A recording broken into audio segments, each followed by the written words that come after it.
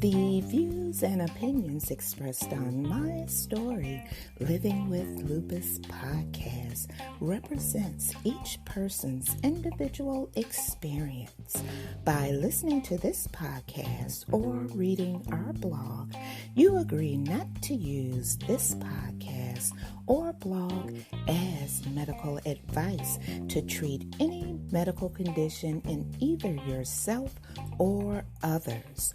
As always, consult your own physician for any medical issues that you may be having. My Story Living with Lupus podcast is officially trademarked, all rights reserved.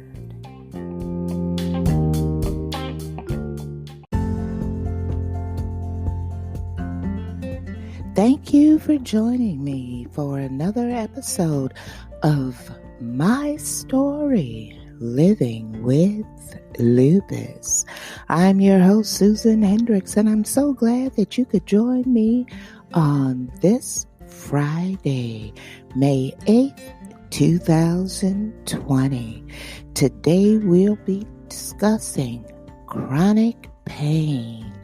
You'll hear from a chronic pain sufferer, Edie Fuog. She'll be telling her story about living in chronic pain and breaking down the stigma and discrimination of those who are suffering on a daily basis with chronic pain. Also, you'll hear about my upcoming heart surgery scheduled for May 12th. It's not by choice, but it's a necessity.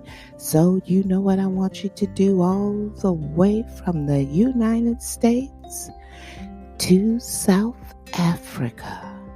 Grab your cup of coffee, your cup of tea, and to all those who are listening late at night, grab your favorite glass of wine and join the conversation right here on My Story Living with Lupus.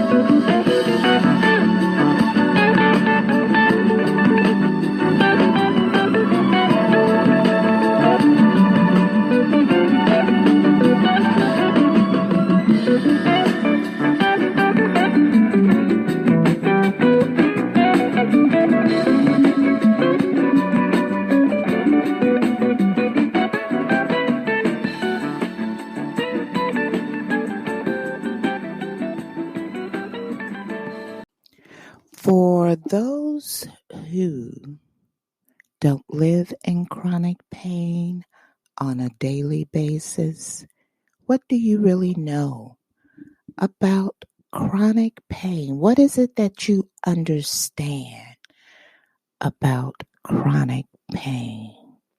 Here are some facts for you on chronic pain.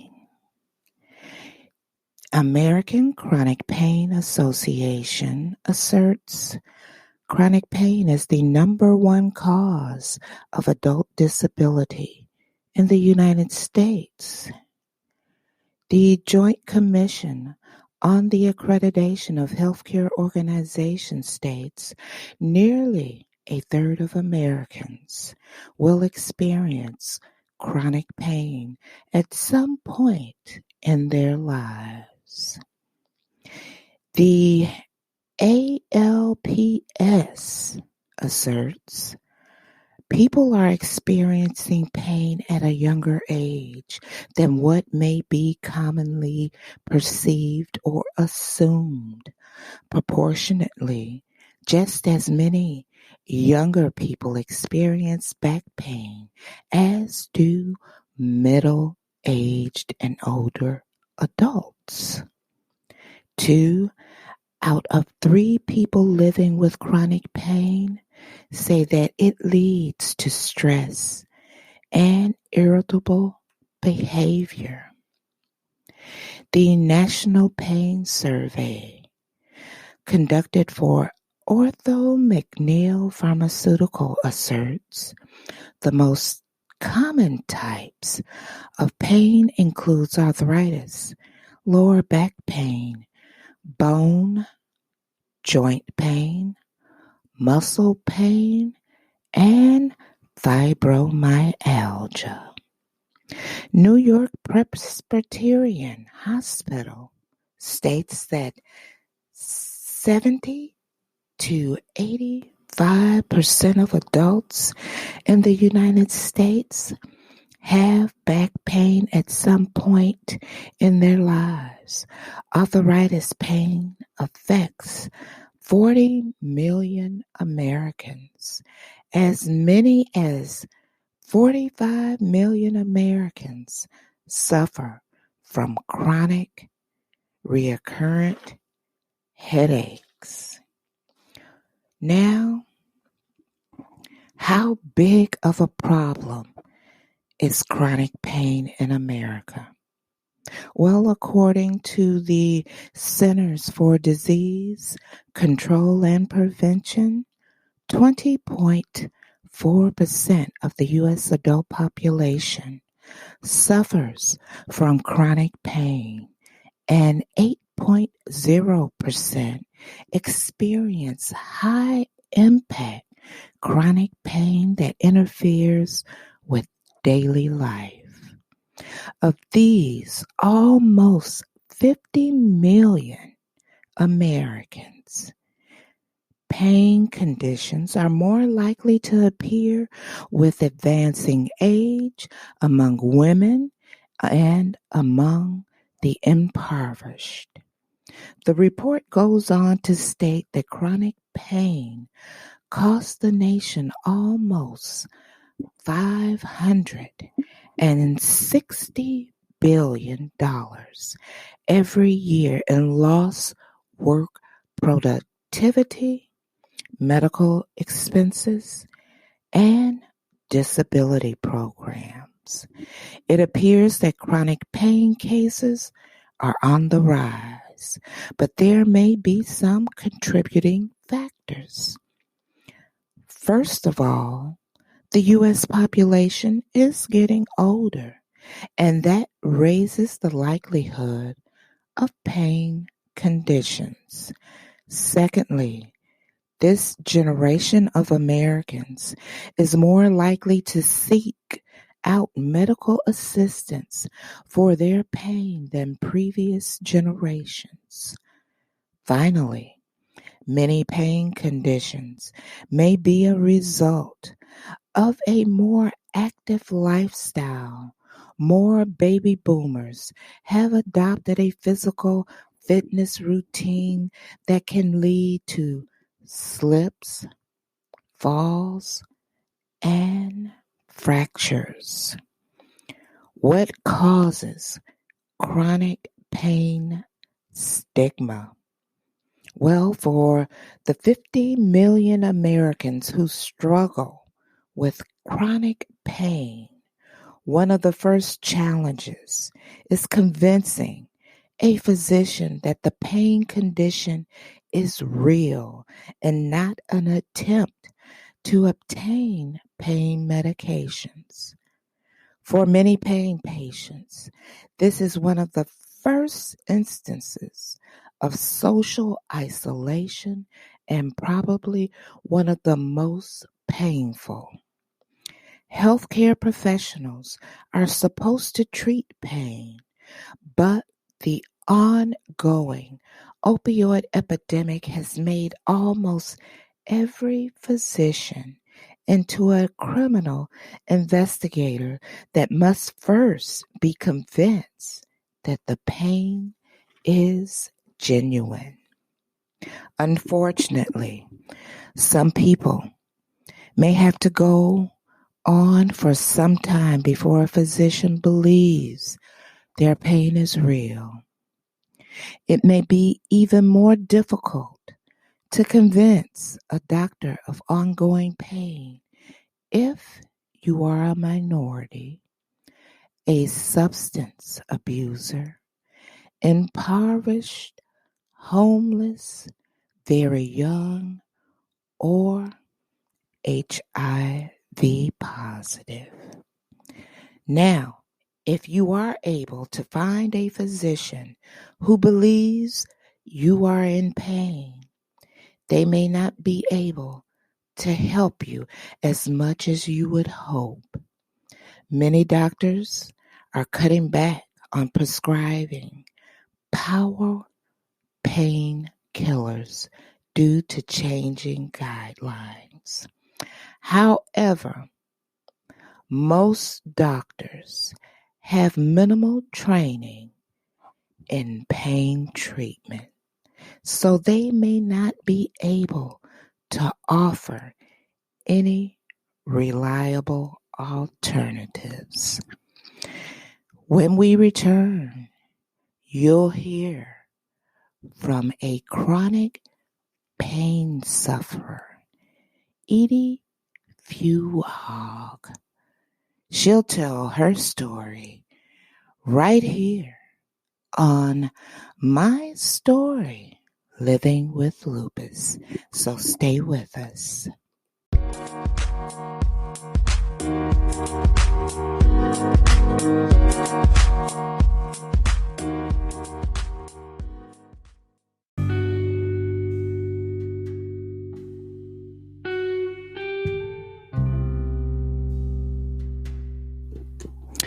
All right, now it's time for me to inform you regarding why I am going into the hospital to have a heart procedure performed. Now, if you've listened to my podcast, you'll know through many episodes that I've talked about how lupus has attacked my internal organs and yes, my heart. Well, last year, my cardiologist and I decided to put off having a procedure then. We said that we will wait. And so a couple of weeks ago, I started to experience chest pains. Now, these were not the normal chest pains. And I had a telemedicine visit with my cardiologist, and I explained to him the symptoms and the signs that I was experiencing. And he said, Susan, I'm going to schedule you an appointment to have some testing done. I need to check your carotid artery and your heart. We need to do some tests. I said, okay. So I went into the hospital, had the test performed while laying on the table. The tech had the monitor where I could see it. And we were talking back and forth, and I was steady looking at the monitor, and I said to myself, girl, you in trouble. This is going to be a hospital visit. And so as I proceeded to check out, the young lady said, Miss Hendricks. I said, yeah. She said, your doctor be calling you on Monday. I said, okay. And in my head, I said, it's confirmation right there. And so I said, okay, now I have to go and inform my oldest sister. Now, let me explain this first, just in case they are listening, which I know they will be listening along with my daughter. I know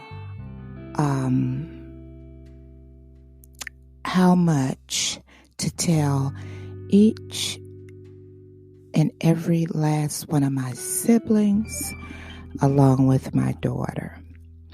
So while driving back home, I was devising a plan on how I would tell my oldest sister. My oldest sister, you have to understand, it can get a little frantic along with, I call her Ditzy. And so I waited, and we were doing something. And I said, what if I get a call from the doctor stating that I have to go to the hospital? And she said, oh, you're not going anywhere. I said, but just think about it. Just wonder if I get a call from the doctor and they said that I have to go to the hospital to have a procedure done. She said, oh, nothing's wrong with you. You're going to be fine. I said, okay, just wondering. Just in case, just wondering. So we went on, and finally the call came on Monday. I think it was May the 7th, May the 6th, whatever Monday was. Telemedicine call. My sister was on the 3rd level doing her hair, and I was on the main level speaking with the doctor, and the doctor said, Susan. I said, mm-hmm. He said, you know it came out positive. And he said, didn't you? I said, yeah. He said, okay, here are the options. We can no longer wait. If it was a situation like it was before, I would tell you we can wait. But at this point in time, we can no longer wait. I said, okay, and we went on to discuss. He said, I'm going to have you to come in for some pre-op testing, which I did on Wednesday. And then I got a call Wednesday after I got back, where the pulmonologist, my lung specialist, wanted me to have testing done. And I said, okay. I said, they hit me left and right. I said, okay. So I went on, and Wednesday and Thursday is when I went for pre-op testing. So after that call with my cardiologist had hung up, and so I went up on the 3rd level. My sister was doing her hair, and the first words come out of her mouth. I wasn't trying to listen. I was trying to finish my hair. I said, yeah. She said, what did he say? I said, I have to go to the hospital. And she said, oh, shoot. She was cutting her hair. She said, oh, shoot. I plugged my hair. That let me know then that she got nervous and frantic. So, to make a long story short, I went back down on the main level, and my sister speaks. Her projection is loud. Even though she was trying to whisper, she called my sister Wanda.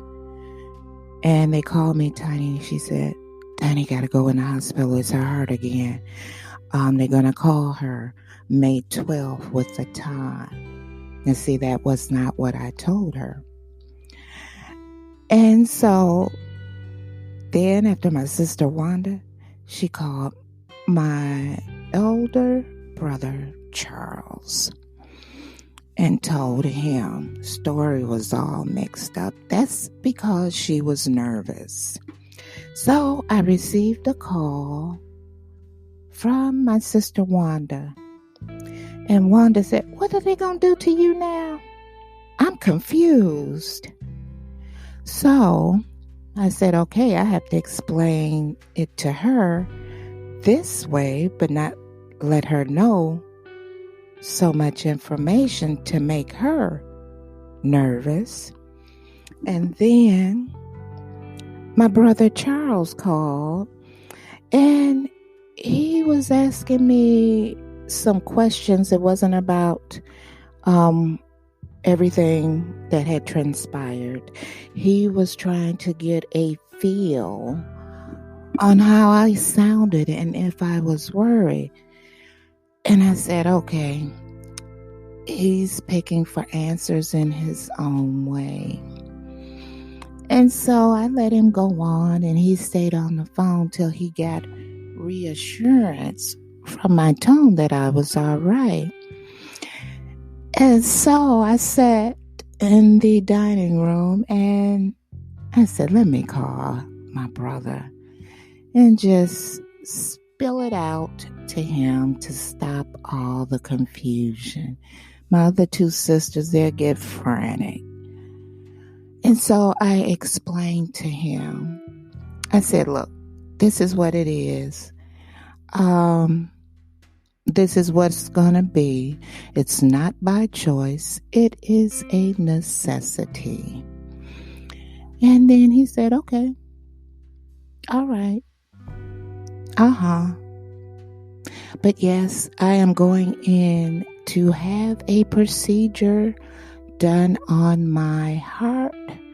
My sister said that she was not going to allow them to keep me in the hospital.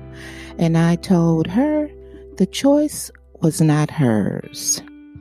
If it is necessary for me to stay in the hospital after the procedure, and I have a feeling that I will be in there maybe for about 3 or 4 days, because I have other conditions that they have to be concerned about. I have a blood clotting issue that they would be concerned about now. But I want all of you to know, especially my family, that, well, this is to my family. I understand where you guys are coming from. I know that you care about me. Okay? Even down to my daughter. I know that you care about me in your own separate ways. But this is what I want you guys, everyone, to understand. I face everything that is placed before me. I know no weapon formed against me shall prosper. Everything regarding my health that tried to conquer me, I conquered. You see, I didn't get bitter because I was dealt these cards in life, I just got better. This mountain that is placed before me, I won't go around it. I just will simply speak to it. Just know that I am fearfully and wonderfully created. And the last time I checked, I am oh so blessed from the crown of my head to the soles of my feet. I know that God is a keeper, and I'm also thankful for God keeping me.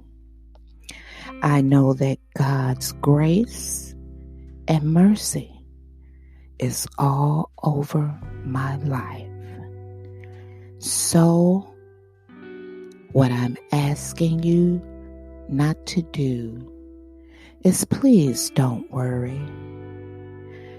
And rest assured and know that God has my back.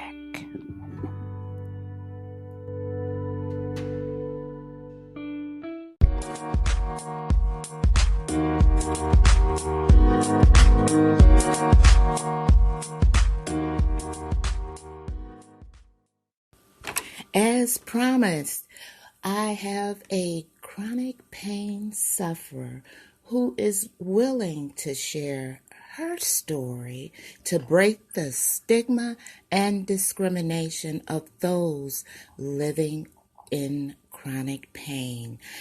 Our guest, Edith Fuog, is here to tell you her story. Thank you so much for joining us, Edith. Absolutely.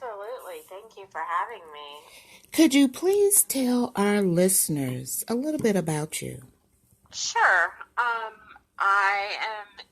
I'm 48 and I live in Florida, and I was pretty much very healthy up until my late 30s. I was diagnosed with breast cancer, and I had a mastectomy and had some issues from that. I got a really bad bacteria infection, but for a couple of years after that, I was pretty healthy.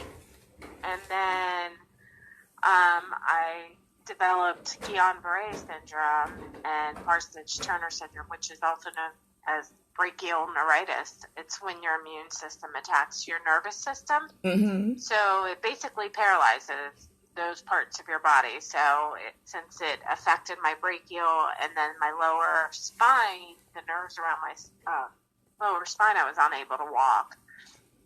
I was unable to use my left side of my body. And I spent a few months hospitalized and in rehab so I could rebuild my muscles and things like that. But that's when I learned of pain, like real intense pain. And it became part of my life, and it now has completely taken over my life, because since then I've also been diagnosed with lupus, and I have many other chronic illnesses to go with it, which is usually what happens with people with autoimmune disease. You usually get more than one, unfortunately. And so chronic pain became part of my life, and I started needing to take opioids. I tried everything. I tried therapy. I tried yoga. I tried meditating. I tried nerve stimulation. I tried TENS units. Anything and everything you can imagine. I changed my diet for 6-7 months at a time to see if that would help. And nothing was helping. I mean, I tried just using like lidocaine and things that were not opioids. I tried CBD oils and CBD creams, and unfortunately nothing worked for me except the opioids. And I found a doctor who got it, and we got a good thing going, and we had a perfect amount that worked very well for me. And I was stable, and I was able to get up and, do normal things, do the laundry, go for a walk down the street with my child. Just everyday normal things. Cook a meal from scratch, because sometimes being on my feet, after 10 minutes, I can't do it any longer from the pain. Nerve pain is just something I wouldn't wish on my worst enemy, and having it throughout my body the way I do is just extremely, extremely difficult for me to function without these medications. And unfortunately came the opioid crisis, which now in a way has turned into opioid hysteria, we like to call it, because people such as myself that suffer from chronic pain, that have never abused their medications, have never lost their meds or had early refills or done anything to raise a red flag, we now can't get our medications. Doctors aren't taking new patients if you move. If they close their practice, no, you can't transfer to another practice. And then on top of it, the pharmacies are just flat out refusing to fill opioids.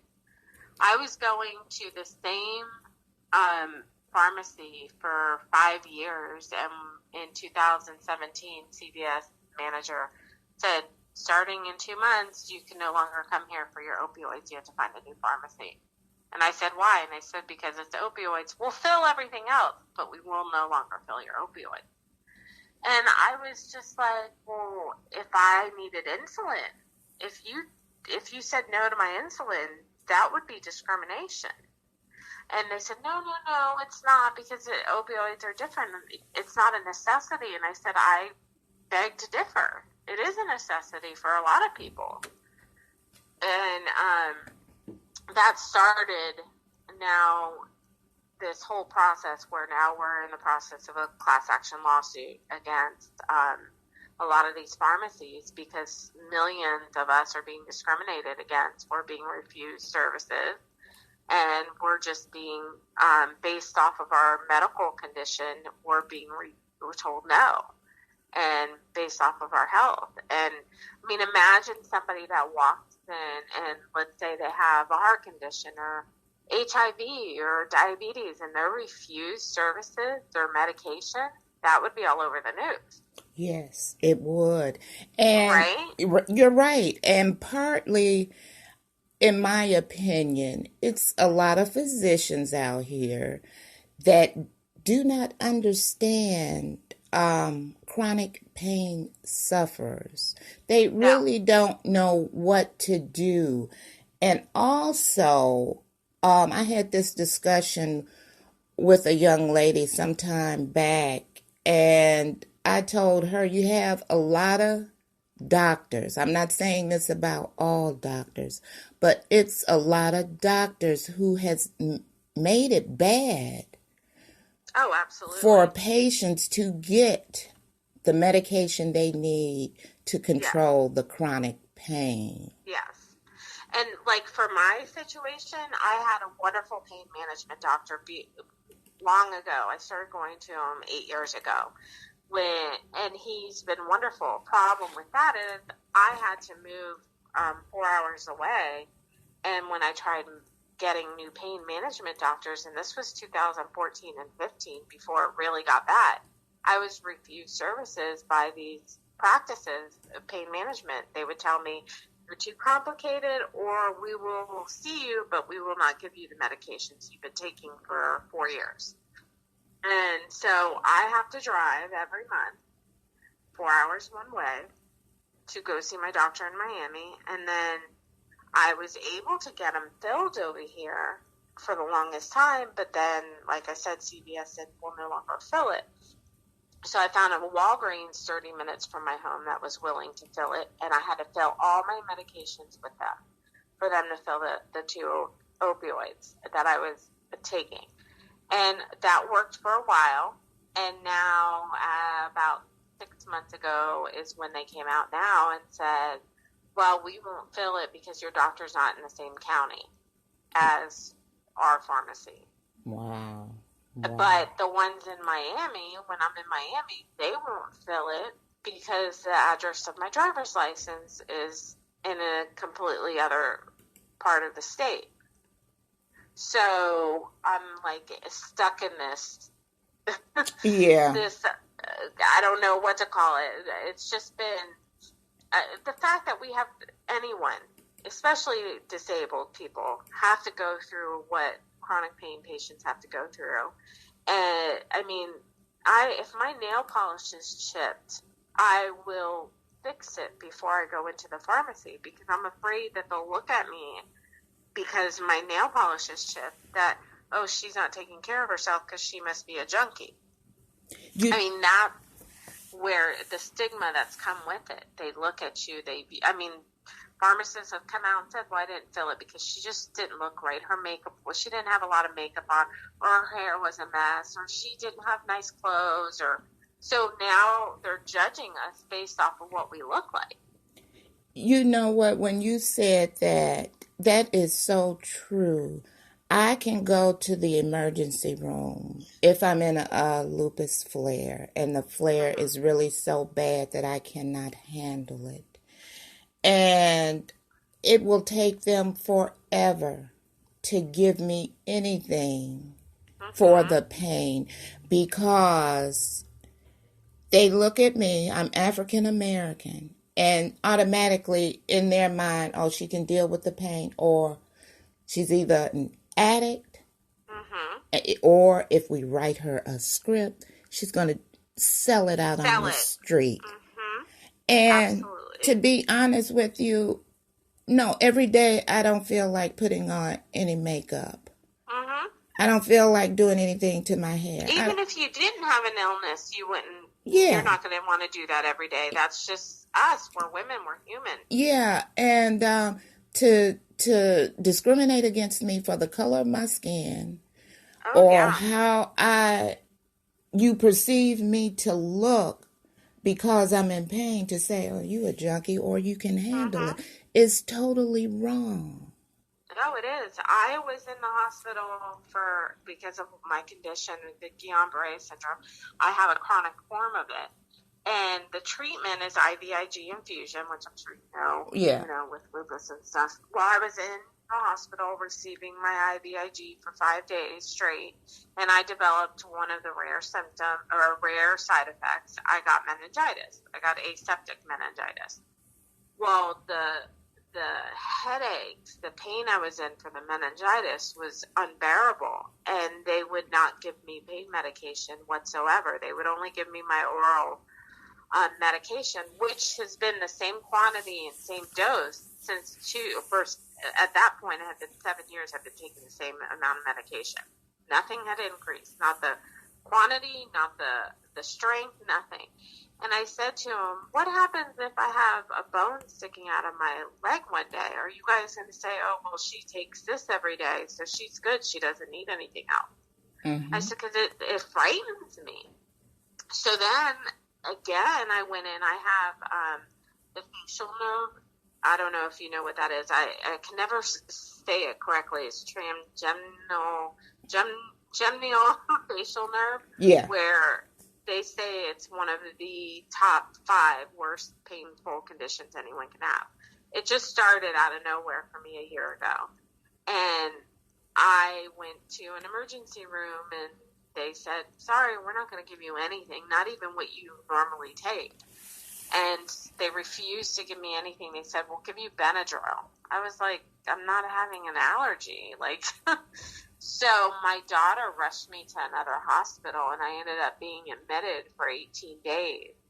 And it was just unbelievable to me that they refused. And they even acknowledged to me, yes, this condition's horrific. And, it's called a suicide disease because a lot of people with it end up committing suicide because the pain is so bad, which I think is, right, horrible to do permanent, something permanent for something that's temporary. Right. But I was just astounded that they wouldn't. My blood pressure was extremely high. I wasn't breathing well. I was very sick from the pain. It was making me very nauseous, and they wouldn't give me anything.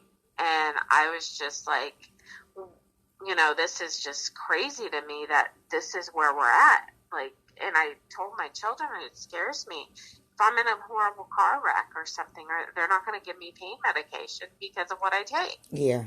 And it's like, if you take Tylenol every day, it's not going to work for something new. Right. So if you get something new that happens that's painful, what you take every day to maintain your pain at a relatively functional level, it's not going to work for the new pain that has now entered your body. Right. And you're experiencing.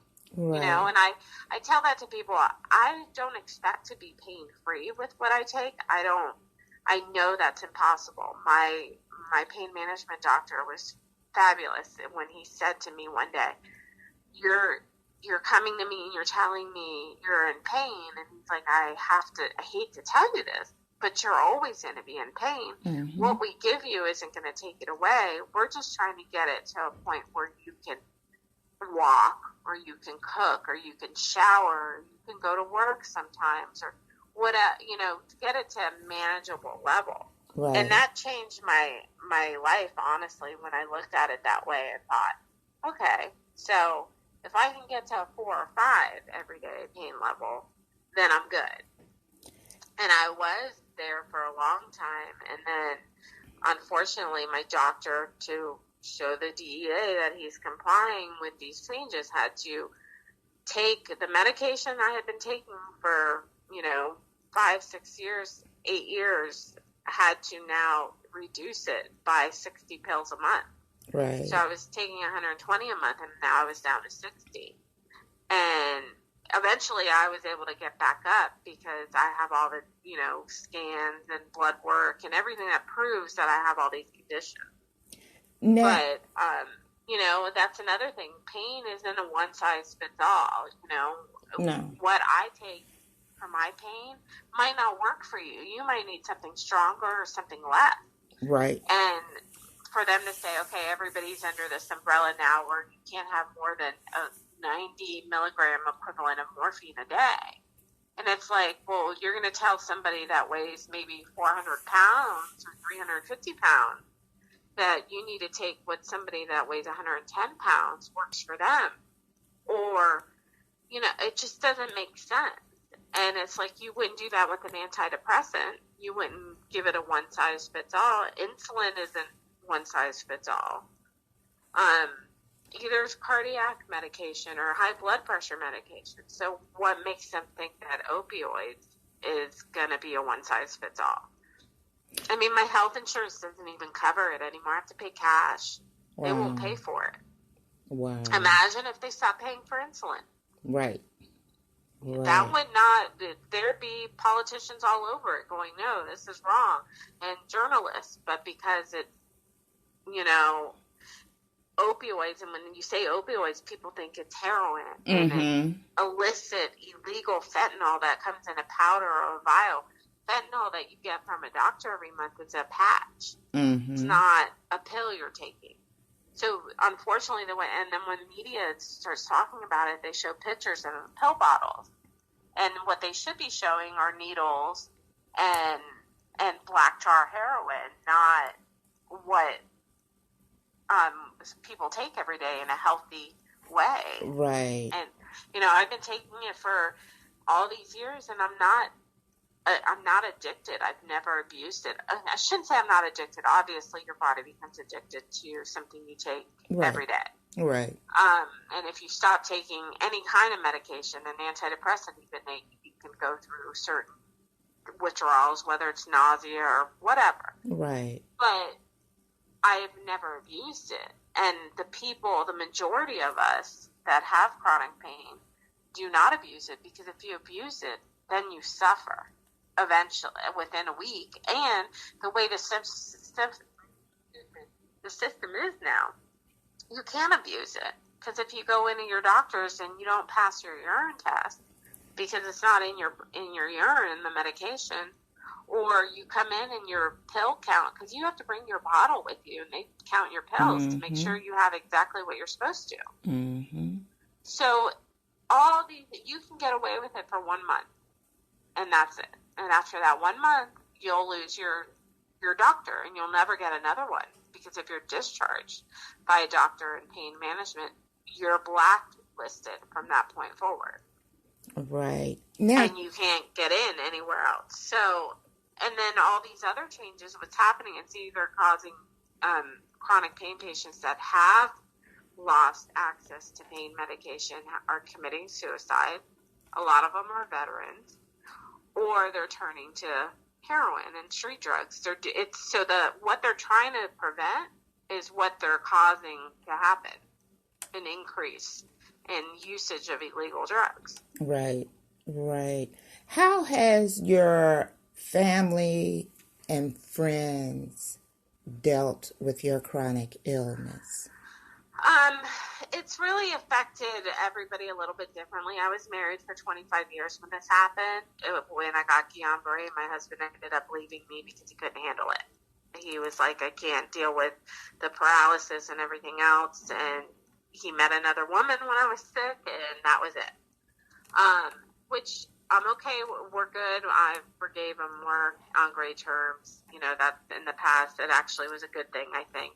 Mm-hmm. But my oldest daughter moved away right when I was getting sick for college. Mm-hmm. So she's kind of been hands off. She's very involved when I'm in the hospital because I do about 9 hospitalizations a year. She'll come down, or she's constantly calling the nurses station, and she's very involved. But my youngest, who now is 19, almost 20, has been the one taking care of me since she was 12 because that's when her dad left. And she was putting together my wheelchair, and she was the one helping me walk and get up and down stairs or curves or all those things I still need help with, and she does all that. And it breaks my heart as a mother. You know, you don't want your child to have to do all those things. But, I mean, she's even, you know, washed my hair for me where I go outside and I'm like, let's just use a hose because I can't raise my arm to wash my hair. So I've been very blessed with her in that sense, and she's now in school to become a nurse. She's getting her BSN right now. So it actually made her want to go into medicine, which I thought she would go far from it. And it instead she's like, I've seen the way you've been handled and treated, and I feel like I can be such an asset and make sure patients aren't treated the way you've been treated in the healthcare industry. So, you know, there's another blessing that's come from what's happened to me, you know? Yeah. My mom was very, you know, worried all the time, so I would minimize it always with her. My sister gets it, but my sister doesn't believe in pain medication, so she thinks that I'm being irresponsible by taking it. But she just doesn't understand. She doesn't have she's completely healthy, you know, she doesn't have any of those things, thank God, and so she doesn't get it. You know, that is one of the stigmas that if you have never walked in an individual's shoes who suffers with a chronic illness, chronic pain, you can't relate, but to relate to that person, they need to become educated. Absolutely. It's the stigmas out here that the majority of the people think that we're pretending to be in pain. You don't look like you're in pain or something else. And the majority of us who have chronic illness covers up all the time just not to hear those words. Oh, there's nothing wrong with you. So we minimize a lot of things that is wrong with us, so we just don't hear. Absolutely. That stigma. I tell people all the time, yeah, I'm great, and I'm dying inside, but I tell them I'm doing great, and I put a smile on my face because I don't want, you know, you have those people that'll, well, she's just lazy, or she's this, or she doesn't want to make changes, or it's not that bad, or, you know, nobody can be in that much pain, and it's like, when I tell you it hurts to take a shower, it hurts to take a shower, you know, I'm not I don't want this.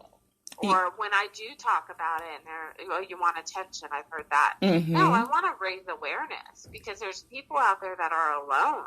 Yeah. And there's people that they don't know what's wrong with them. And if they read my story or someone else's story, they'll go, okay, now I have a starting point. Right. You know? Right. On one of my podcasts, I had mentioned about if you're newly diagnosed with a chronic illness and you can go on social media, especially Facebook. Now, I'm not bashing, let me put this disclaimer out there. I'm not bashing anybody who puts their pain on social media. But I know dealing with lupus, I sit back and I watch people, especially on Facebook, say, oh, I'm in so much pain and should I go to the doctor or should I go to the emergency room? And they get graphic with it. But if you're newly diagnosed with something and you have a person that all of a sudden goes on to Facebook and sees this and they have the same illness as the other person, especially with lupus, I'm just going to put it out there, especially with lupus, you will have that person to freak totally out. Yes. Instead of putting information on your page stating, well, this is what I go through, but doesn't mean everybody else is going to go through it, but this is my story with it. And one reason why I started this podcast was to bring awareness with factual information from people who go through different situations with their chronic illness. So those people who have been newly diagnosed can learn and can reflect back. Well, I heard this in this podcast, this episode of the podcast. Let me go back and check and let me pick up some questions where I can ask my doctor, what about this? That is my main focus in doing this. It's wonderful what you're doing. It's, we need podcasts like yours. It's so important. What would you, Edith, tell someone who is diagnosed with the same exact illness as you? How would you get them to be informed? I would point them to different websites that have helped me, the organizations that have helped me. And then I would say find a good health team. If you don't like them or they're not listening to you, keep going until you find them because they're out there. And then just take it day by day, one day at a time. And every day I wake up and I make a promise that either I'm going to watch the sunrise one day, the next day, or the sunset. And during those 5-10 minutes that I'm sitting watching still, I remember how grateful I should be and how blessed I truly am. I live in a country that we have access to the best medical care. I have a great health team. I have great family. I have social media where I've met all these people that have helped me along the way. There's all these opportunities to do research or to be part of a study. There's just so many positives that can come from such a negative if you choose to look at those positives. Right. And it's got to be a choice that you make. And you have to, because if not, it's not only is the illness going to take you down, your mental state going to take you out of the game way faster. And being depressed all the time or questioning why me all the time is just, you're going to push everybody away and you're going to seclude yourself, and it's not going to end up being a good situation, and you're going to feel worse. You're going to feel more pain. You're going to feel everything 100 times more because you're so sad. And yes, depression isn't something that you can choose or or make a choice all the time. I have it. I have battled depression. But I also make sure if I find that I'm stuck in that little hole of going, why me? I take out a piece of paper and I start writing, why not me? Thank God it's me. It's not my nieces and nephews. It's not my children. It's not my mother. It's not all these people I love. And on top of it, I have great health insurance and I have great doctors. And so I make a choice in that moment to start refocusing my energy. And if there's times that I just need to sleep and feel better and get through that depression or that bad state, I'll do it. I'll tell myself, okay, I'm going to give yourself 48 hours. And I have to say, I have a wonderful group of people that pull me out of it. They know the signs.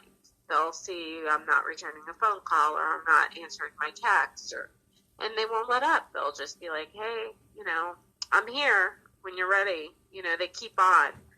And my daughter, who lives with me, is really good about saying, okay, no, we're going to get up and we're going to make a meal and we're going to go to the store, So I do have a great support system, which I know not everybody has. But if you don't have, your family near you, you can find that support on social media. You really can. Yeah. And it's something that I would recommend to look for if you don't have your family nearby. And I also believe you need to be honest with your family. Some people don't want to tell them, or they're afraid they're going to be judged, and they need to flat out say, if they can't physically say it, write it in a letter and say, I need you to understand these things that come along with me being sick and having a chronic illness. And this is what I need from you when I'm down, or when I'm not down. This is still what I need from you. Go ahead. I was going to say the number one thing with chronic illness is we just don't want to be judged and looked down upon and felt sorry for, and we don't want to be told, well, if you lose 10 pounds or if you exercise more, if you don't eat that or don't drink that, then you'll be fine. Or if you take this vitamin, or if you take this CBD, or no, it's like, don't you think we've tried everything? Right. It's not, I get frustrated when people think this is a choice. This is not a choice. And we fight every day to get better. And we're not going to get better sometimes. We're going to always have these illnesses. It's part of our life. Right. But, so don't tell us what we're doing wrong or what we're doing to not make ourselves better, because every day we're trying to make ourselves better. What would you say to the general public who really don't understand and who sometimes wants to place a label on those with chronic illness and those who suffer from chronic pain? What would you like to say to them? I would like them to stop, think, and be grateful that it's not touched you or your family, because when it does, you're going to understand, and you're going to be shocked with what happens to you when you have a chronic illness or chronic pain.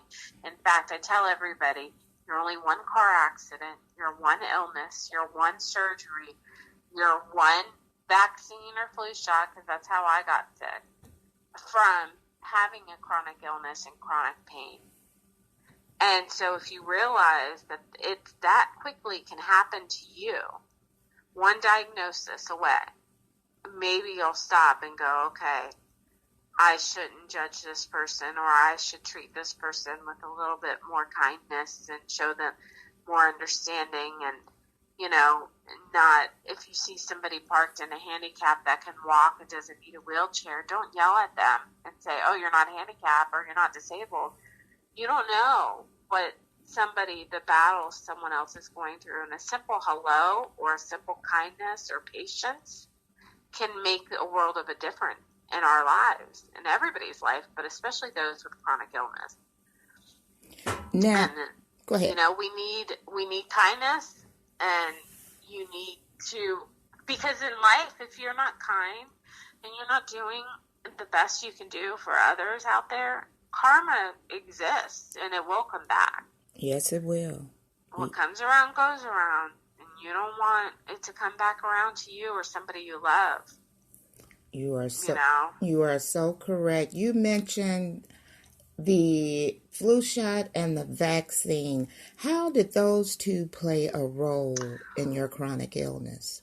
Well, I got a vaccine flu shot, and within a few weeks, I ended up sick. I was also taking Plaquenil, which is hydroxychloroquine, also known as that, which is kind of famous right now. Mm-hmm. But which also kind of shuts down your immune system. So I was taking that, and then I take this, medication or vaccine flu shot, and so now my immune system, instead of, responding properly, it triggered my immune system to attack my nervous system. And so that's how it all began for me. And how they found that out was when I was in the hospital. They did a spinal tap, and they found that it was this Guillain-Barré. They can tell from the scan and the MRI of the nerve roots in my spine. And then to confirm it, you have to have high levels of protein in your spinal fluid, which I did. And then from that process, they start trying to rule things out. They looked into different viruses that it could have caused it. They looked at West Nile virus, Epstein-Barr virus. They looked at all these bacteria to see if that could have done it. Then they went through all my medications to see if that could have been a trigger. And when they were all said and done, they even looked into malignancy to see if there was a nerve cancer I had. Or when they did all that, that's when they were able to say, okay, no, the only thing still left on the table is this. And that's what caused it. Wow. And so, unfortunately, it caused my immune system to just go haywire, and it's never recuperated. So. Wow. I was perfectly healthy, and then literally overnight I woke up, I went to bed healthy, and I woke up that next morning, and it usually starts in your feet, mm-hmm. and for me it started in my face. So it took them a while to figure out what was going on because it was backwards. And it started, we went to breakfast, we were on vacation, and I took a bite of food, and I was like, oh my gosh, my tongue is numb. I literally was like touching my tongue, and then the tip of my nose was numb. And you don't think you could ever feel numbness there or pins and needles there, but when you do, it's the craziest feeling. And then it was my jaw, and then it started going to my feet, my toes, my pinky finger on my hand. It slowly started working its way up. And then once I was in the hospital for Guillain-Barré syndrome, about 10 days later is when I was diagnosed with the other condition, Parsonage-Turner syndrome, also known as brachial neuritis, where in our shoulder we have these two balls called our brachial plexus. It's where all the nerves from our head and our neck are balled up in each shoulder. And my immune system attacked the left brachial plexus, and I'm left-handed. So, and the pain with that is I've given birth with no medication to my child. I've had many surgeries. I've had a double mastectomy. I've had reconstruction surgeries. I've had, you name it, and nothing has been pain. I've never experienced pain like that. And they were giving me, I had never been on pain meds, and they were now giving me like IV pain meds, the max dose. And they had me on a fentanyl patch, and they were giving me oral pain meds, and it still wasn't touching my pain. Wow. It was so bad. Wow. And all the neurologists, they just kept sending doctors in going, we just want to meet you. And I'm like, why? And they said, because we've never heard of a case of someone that has both of these.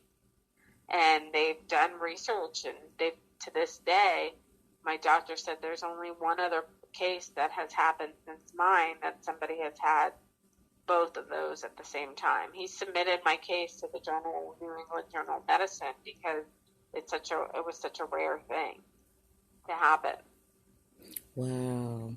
And then since then, I was diagnosed with lupus and mixed connective tissue disease, Hashimoto's, you name it, intracranial hypertension, and I've had to have optic nerve surgeries for that. You name it, I've had it. Wow. Or I have it. Wow. Well, but like I said, I still think I'm blessed. I live in America. I have health insurance. I have a great family, and it's not happening to my children. It's happening to me. Right. So to me, that's a blessing. Yes, that's understandable. I tell God every day, give me all you got. As long as you keep my children and my nieces and my nephews healthy, I'm good. Yes, I understand that. Before we go, is it anything else you would like the listeners to know? Just to hang on to hope every day. When you're feeling down, just remember, as long as you have hope, you're good, you're winning. If we have, we all have problems, we all have stresses, money, jobs, especially right now. But remember, if you have your health, everything else is fixable. Everything else is a problem. It's not altering your life. Like I say, there are moments in life where you have a before and an after moment. And it's not because I can't pay my bill that I remember this day, or it's because that's the day I got sick. It is because I have a before Guillain-Barré and an after Guillain-Barré. I don't have a before I could pay my electric bill and an after I could pay. You know what I mean? Yeah. And I get it. That's no joke. People that struggle and financially or are worried, and that can affect your health. But we can fix those issues. Eventually, it might take a little bit, but it is fixable. When you lose your health, you can't fix that. That's right. It's with you.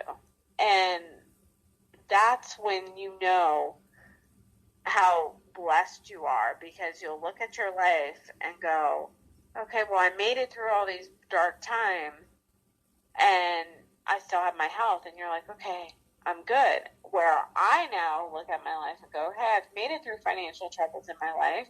Thank goodness. And my kids are healthy. I can't feel blessed because I'm not healthy, but I choose to look at the blessing and that it's me that's sick and not my kids or my family members. So if you just find hope and you hang on to that hope, then you're winning, Yeah. I would like to thank you so much, Edith, for telling your story. Well, thank you for having me and allowing me to share it. I'm no expert. I don't have all the right answers, and I may see things that aren't right, but I've been through it, and I'm going through it like you, and I truly believe if you hang on if I have on my foot a tattoo that says there's always hope. There is. And I just hang on to my hope and my faith that it's going to be okay. Well, once again, thank you for joining us and telling your story on My Story, Living with Lupus. You hang on, okay, Edith? Okay.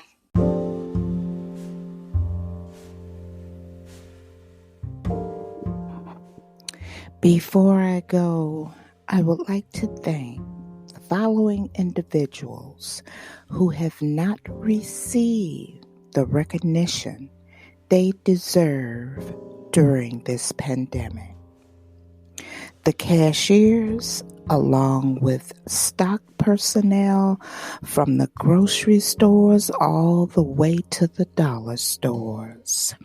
The sanitation employees, housekeepers, janitors, receptionists, to the registration staff and security guards at the hospitals, police officers, firefighters.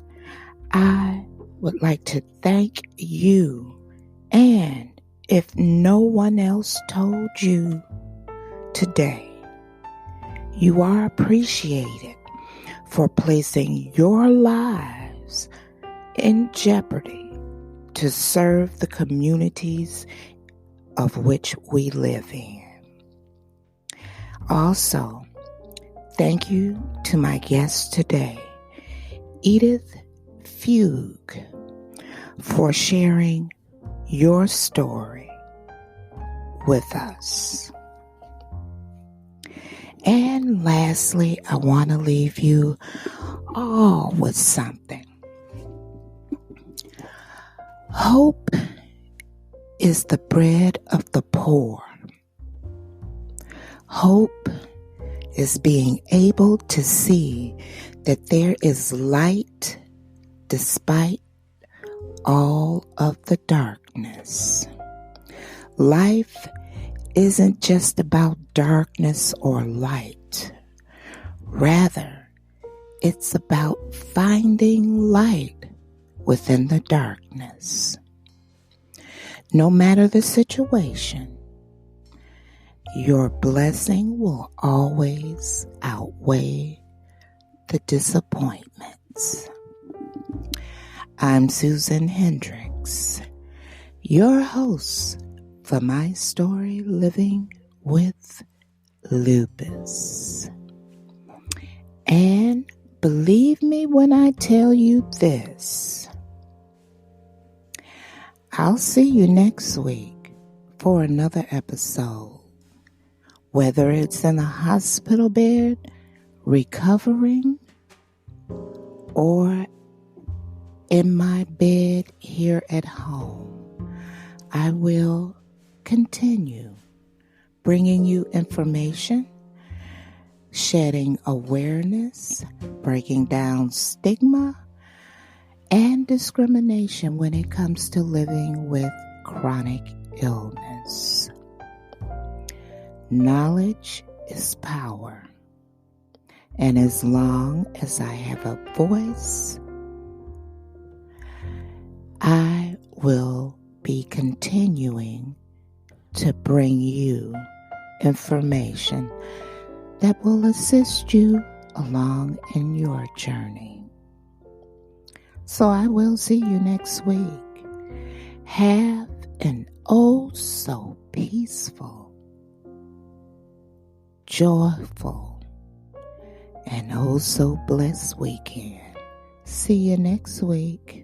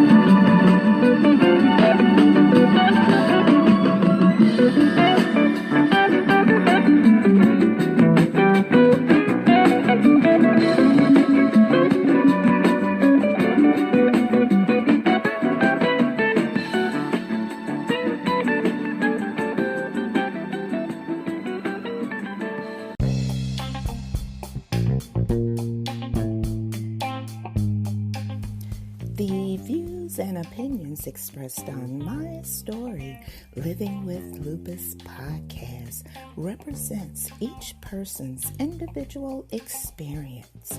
By listening to this podcast or reading our blog, you agree not to use this podcast or blog as medical advice to treat any medical condition in either yourself or others.